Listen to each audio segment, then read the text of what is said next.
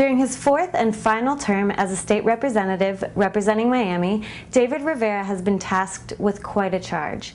He chairs the state's Appropriations Committee during the hardest economic recession in recent memory.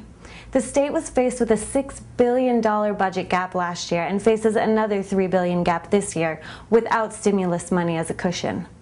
Representative Rivera says it's not time for seeking new revenues, but rather time to go through the state budget line by line, looking for fat to trim. Florida's families have had to tighten their belts and live within their means, and that's how the state should function, Representative Rivera says. He sat down for Miami Today's Profile. I'm Risa Polanski reporting.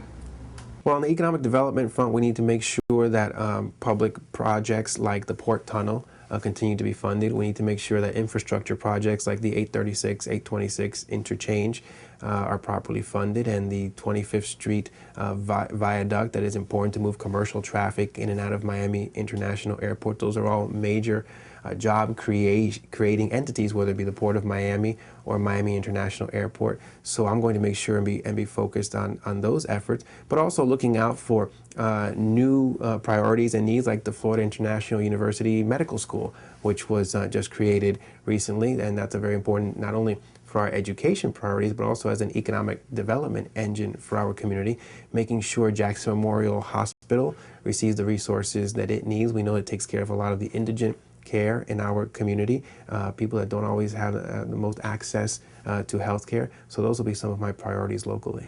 I cannot imagine that in this upcoming budget cycle we will be raising taxes or fees or looking at very much in terms of new revenues.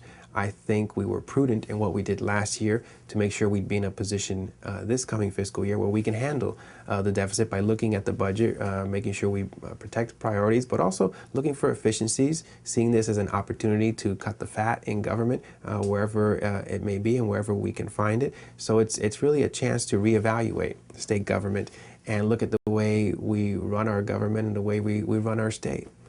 Well, as our speaker has said in the House of Representatives, everything is on the table. We are assessing every line in the budget. There will be no sacred cows. We have to evaluate every penny that we spend because that's what every Floridian is doing. And again, we should be held to no different standards. So much of our job will be going line by line, looking at programs and projects that have been built into the budget over decades previously and seeing whether they are justified. And if they're not, then we need to stop paying for them and find savings wherever we can find them.